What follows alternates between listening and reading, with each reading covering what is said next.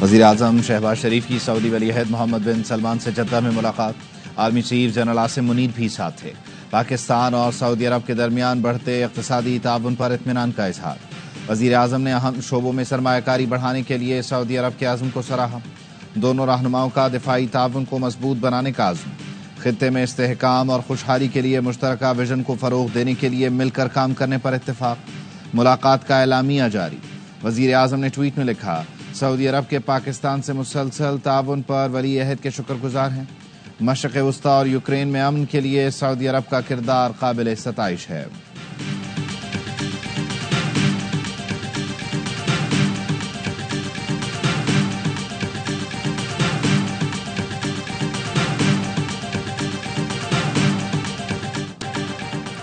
Pakistan stock market تاریخ کی بلند ترین سطح پر 1,19,000 کی نفسیاتی حد عبور کر لی۔ کاروبار کے آغاز میں 100 انڈیکس میں 1,316 پوائنٹس کا اضافہ۔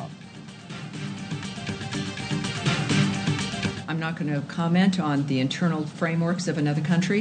Regarding his intentions and actions, you can reach out to the White House, but I do think that President Trump has made it clear that, as has Secretary Rubio, that we care about the planet, we care about our neighbors, we care about what's happening on the globe.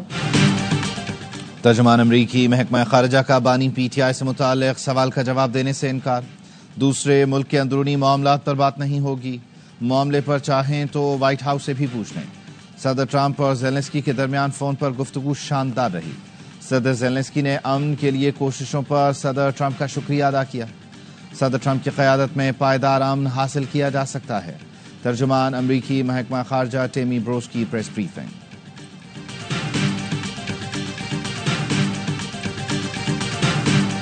Imran Khan صاحب کو اس رمضان المبارک کے آخری عشرے میں اللہ کے حضور گڑ گڑا کر معافی مانگنی چاہیے۔ جو تم نے جھوٹ بولے، لوگوں سے 1 کروڑ لوگوں کا دل دکھایا، رب انتظامیہ سے جو آپ نے امید لگائی تھی وہ اب مایوسی میں بدلتی جا رہی۔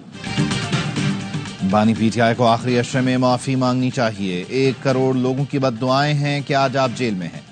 گورنر سندھ کامران ٹیسوری کی میڈیا سے گفتگو، کہا آپ نے 50 لاکھ لوگوں کا دل دکھایا جنہیں چھت ملنے کی امید دلائی گئی۔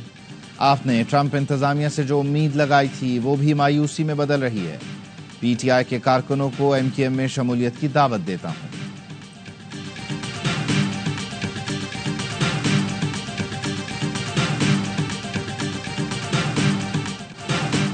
اسرائیلی فوج نے غزہ پر فضائی حملے کے بعد زمینی حملے شروع کر دیے۔ شمالی غزہ میں فائرنگ، اسرائیلی فورسز شمالی اور جنوبی غزہ کو ملانے والی نتزارم راہداری پر بھی پہنچ گئیں۔ نتنیاہو کی مغربی کنارے پر بھی حملے کی دھمکی۔ اسرائیلی وزیر دفاع کا کہنا ہے غزہ والوں کے لیے آخری وارننگ ہے، یرغمالی واپس کریں اور حماس کو اقتدار سے ہٹائیں۔ حماس نے غزہ میں اسرائیلی حملوں کو جنگ بندی معاہدے کی سنگین خلاف ورزی قرار دیا۔ آج صبح حملوں میں 37 اور گزشتہ روز بمباری میں 70 سے زائد فلسطینی شہید ہوئے۔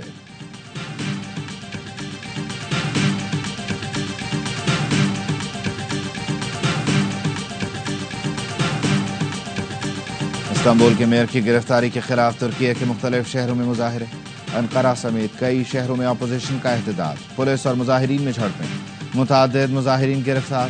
ملک بھر میں 4 دن کے لیے مظاہروں پر پابندی۔ گزشتہ روز ترک پولیس نے استنبول کے میئر اکریم امام اوغلو کو مبینہ بدعنوانی اور شدت پسندی میں ملوث ہونے پر گرفتار کیا تھا۔ اسلام آباد ہائی کورٹ میں مشال یوسفزئی کو اڈیالہ جیل میں داخلہ نہ دینے پر توہین عدالت کیس کی سماعت آج پھر ہوگی۔ جسٹس اعجاز اسحاق نے کاز لیس منسوخ کرنے پر توہین عدالت کی کارروائی شروع کر دی۔ ڈیپٹی رجسٹرار جوڈیشل اور ایڈوکیٹ جنرل اسلام آباد سے آج جواب طلب کیا ہے۔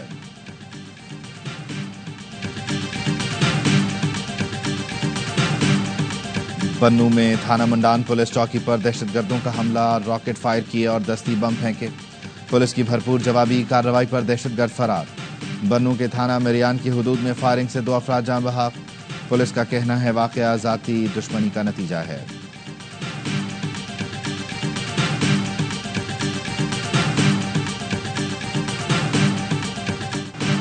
دہشت گرد قوم کو تقسیم کرنا چاہتے ہیں، انہیں ہر قیمت پر شکست دیں گے۔ دہشت گردی کے خلاف جنگ جیتنی ہے۔ صدر مملکت کی کوئٹہ میں امن و امان سے متعلق اجلاس کی صدارت، کہا انسداد دہشت گردی ونگ کو جدید اسلحہ فراہم کریں گے۔ بلوچستان ہمارے دل کے قریب ہے، ترقی اور پائیدار امن چاہتے ہیں۔ چیئرمین پی پی بلاول بھٹو زرداری کی بھی خصوصی شرکت۔ وزیر اعلیٰ سرفراز بگٹی نے صوبے میں امن و امان کی صورتحال پر بریفنگ دی۔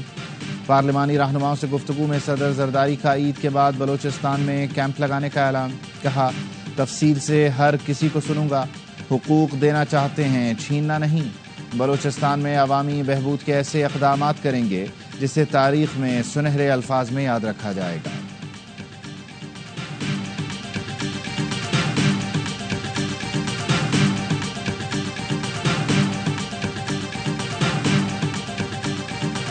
دہشت گرد جو ہے وہ مجرم ہے، وہ انسانیت کا مجرم ہے، اور ایسا عمل کرنے والوں کو جو کہ یقیناً بے گناہ بے قصور لوگوں کے خلاف ہوتا ہے، اس کو کسی جواز سے جوڑا جائے، کسی مطالبے سے جوڑا جائے، کسی اور معاملے سے جوڑا جائے، یہ ان ایکسیپٹیبل ہے پوری دنیا میں۔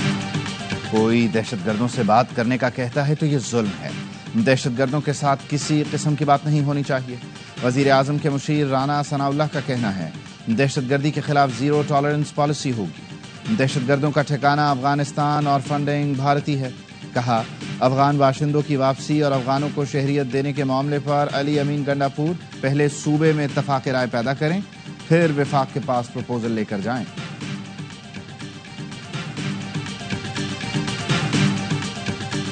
آپریشن تو کی صورت میں بھی ہم ان کو الاؤ نہیں کرتے، بالکل نہیں۔ اس کی وجہ ہے نا، دیکھیں ہم سے پہلے ہم نے آپریشن کیے ہیں، اسے کوئی فائدہ نہیں ہوا، الٹا نقصان ہوا ہے۔ انٹیلیجنس بیس آپریشن جو ہے وہ آلریڈی چل رہے ہیں، اس کے اوپر کل کوئی ایسی بات نہیں ہوئی، پریسائسلی پولیٹیکل اسٹیبلٹی کے حوالے سے اور خان صاحب کے حوالے سے۔ خیبر پختونخوا میں آپریشن کی اجازت نہیں دیں گے۔ وزیر اعلیٰ خیبر پختونخوا کا کہنا ہے آپریشن کا فائدہ نہیں، نقصان ہی ہوگا۔ کل کی میٹنگ میں سیاسی معاملات اور بانی پر بات نہیں ہوئی۔ خواجہ آصف، فیصل واوڈا اور طلال چودھری کہتے ہیں میں فوج سے ملا ہوا ہوں۔ کیا ان باتوں کا مطلب یہ ہے کہ کسی کا فوج سے ملنا غداری ہے؟ یہ کیا ثابت کرنا چاہتے ہیں کہ میں غدار ہوں؟ آرمی چیف سے میرے تعلقات ٹھیک ہیں۔ آرمی چیف نے ہمارے صوبے کے جائز حقوق کو ہمیشہ سپورٹ کیا۔ افغان شہریوں کو بھیڑ بکریوں کی طرح بھیجنے کے حق میں نہیں۔ افغان شہری پاکستان کی شہریت مانگتا ہے تو کیوں نہیں دیتے؟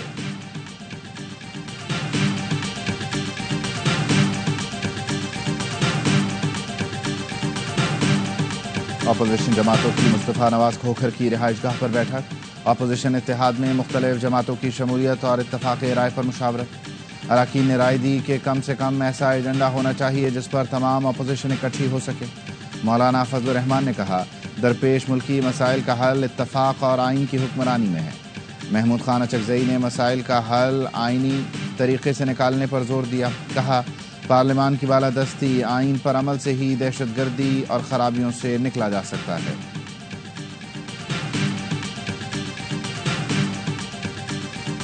جے یو آئی کے مرکزی رہنما اور سینئر سیاستدان حافظ حسین احمد انتقال کر گئے۔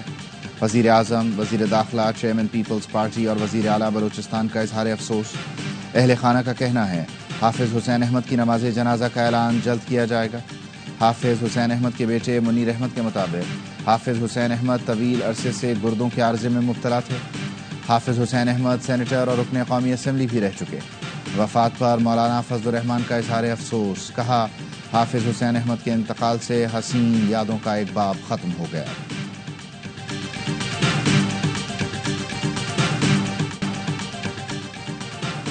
چینی قیمتوں پر عمل سے پھر ہاتھ ہو گیا۔ شوگر ملز مالکان نے حکومت سے اپنی ہی بات منوا لی۔ حکومت کا چینی کی ریٹیل قیمت 164 روپے فی کلو رکھنے کا فیصلہ۔ نائب وزیر اعظم اسحاق ڈار نے شوگر ملز مالکان کے ساتھ اجلاس کے بعد کہا چینی کی قیمت 164 روپے سے اوپر نہیں جانی چاہیے۔ جو بھی چینی کی قیمت مصنوعی طریقے سے بڑھانے کی کوشش کرے گا اس کے ساتھ آہنی ہاتھوں سے نمٹا جائے گا۔ آج کے اجلاس میں طے ہوا ہے رانا تنویر شوگر ملز کے ساتھ مل کر قیمتوں کا تعین کریں گے۔ چینی برآمد کی اجازت سے پہلے ایسوسی ایشن نے چینی کی قیمت ہول سیل میں 140 اور ریٹیل میں 145 روپے رکھنے کا وعدہ کیا تھا۔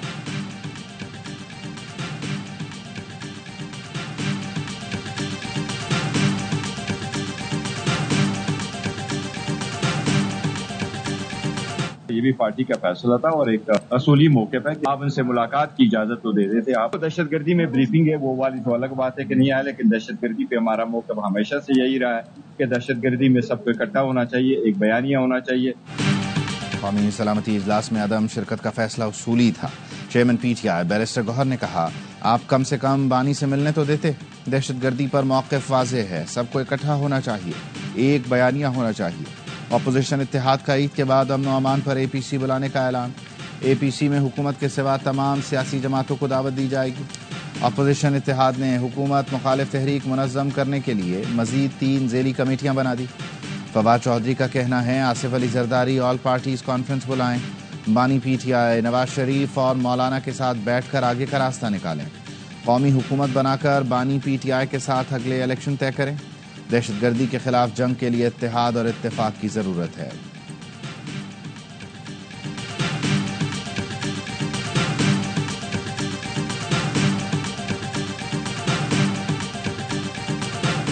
قومی سلامتی اجلاس میں نواز شریف کے نہ آنے پر پی ٹی آئی برہم. بیرسٹر سیف نے کہا کیا نواز شریف نے نہ آ کر دہشت گردوں کی حمایت کی؟ اجلاس بلانے والے بتائیں نواز شریف نے بائیکاٹ کیوں کیا؟ پی ٹی آئی دہشت گردی کے خلاف قوم کی ترجمان ہے، ہم قربانیاں دینے والے بہادروں کے ساتھ ہیں. مریم اورنگزیب نے جواب دیا نواز شریف ملک کی سلامتی کے لیے جہاں ضرورت ہو جا سکتے ہیں. کل کی میٹنگ میں طبیعت خرابی کی وجہ سے نہ جا سکے. سوائے اس ٹولے کے پوری قوم پاک فوج کی پشت پر ہے.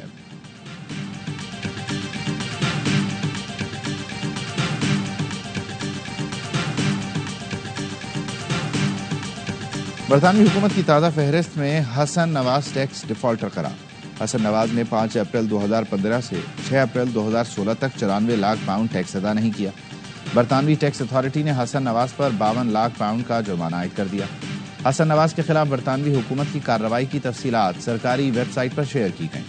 برطانوی قوانین کے تحت ٹیکس ڈیفالٹر کا جرمانہ دیوالیہ ہونے پر بھی معاف نہیں ہوتا.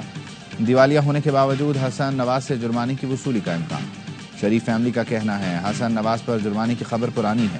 شریف فیملی کے ذرائع کا کہنا ہے ویب سائٹ پر پرانی تفصیلات شیئر کی گئیں. واضح رہے کہ برطانوی حکومت نے اپریل 2024 میں جو گزٹ شائع کیا تھا اس میں حسن نواز کو جرمانے کا ذکر نہیں تھا.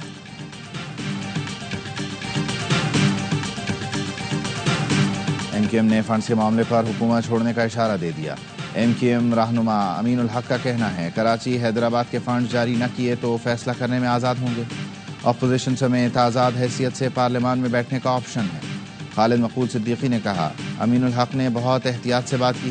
کراچی کی سڑکیں چیخ چیخ کر نوحہ سنا رہی ہیں. ہم بول نہیں رہے تو مطلب یہ نہیں کہ سب ٹھیک ہے.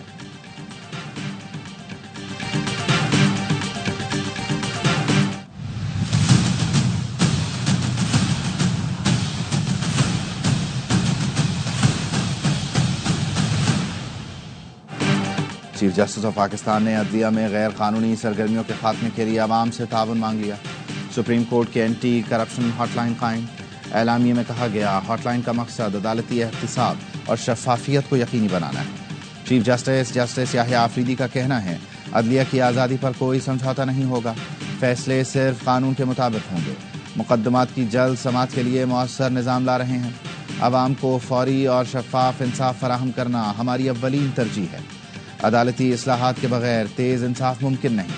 اعلامیے میں کہا گیا اینٹی کرپشن ہاٹ لائن پر شکایت کرنے والے کی شناخت خفیہ رکھی جائے گی. بدعنوانی، اقربا پروری اور غیر قانونی اقدامات کے خلاف فوری کارروائی ہوگی.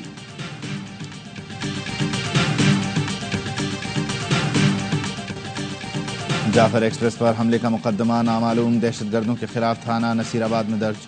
مقدمہ سی ٹی ڈی حکام کی مدعیت میں درج کیا گیا. جعفر آباد ایکسپریس پر نامعلوم دہشت گردوں نے 11 مارچ کو حملہ کیا تھا. ایف آئی آر کے مطابق دہشت گردوں نے ٹرین اور مسافروں پر حملہ اور راکٹ لانچر سے حملہ کیا.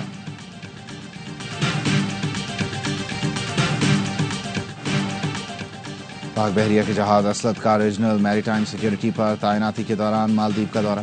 مالے بندرگاہ پہنچنے پر مالدیپ نیشنل ڈیفنس فورس اور کوسٹ گارڈ حکام نے استقبال کیا. آئی ایس پی آر کے مطابق پی این ایس اسلط کمانڈنگ آفیسر نے چیف آف ڈیفنس فورس اور کمانڈنٹ کوسٹ گارڈ سے ملاقات کی. پی این ایس اسلط نے مالدیپ کوسٹ گارڈ کے جہاز شہید علی کے ساتھ بحری مشق میں حصہ لیا.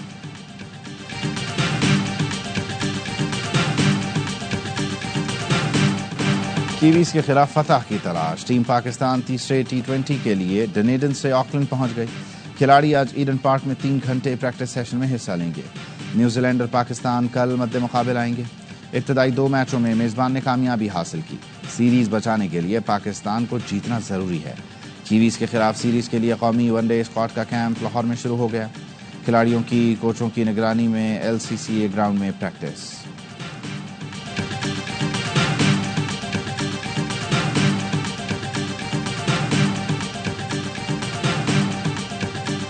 پاکستان ٹیم ہے کہ انڈر 14 کی ٹیم ہے، ڈاٹ بال نہیں کھیلو گے، سنگل ڈبل کرو، چوکا مارو، یہ بھی پازیٹیو انٹینٹ ہے، ٹھیک ہے، اور چھکے چوکوں کا بھی اپنا ایک ٹائم ہے، جس کو دیکھو شاہد افریدی بنا ہوا ہے،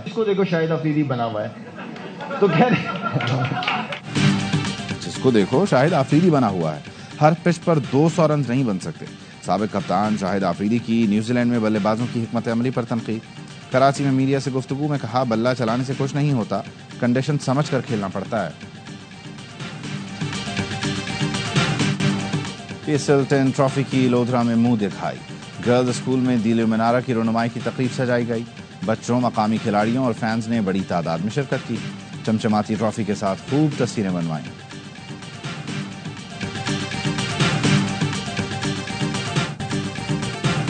اور ای سپورٹس پر پاکستان کی حکمرانی برقرار، جنوبی کوریا میں نیشن کپ جیت کر پھر ٹیکن 8 کا چیمپئن بن گیا۔ فائنل راؤنڈ میں قومی ٹیم نے میزبان ٹیم کو 9 کے مقابلے میں 13 پوائنٹ سے پچھاڑا۔ کامیابی کے بعد کھلاڑیوں کا جشن، ٹرافی کے ساتھ سیلفیاں بھی بنوائیں۔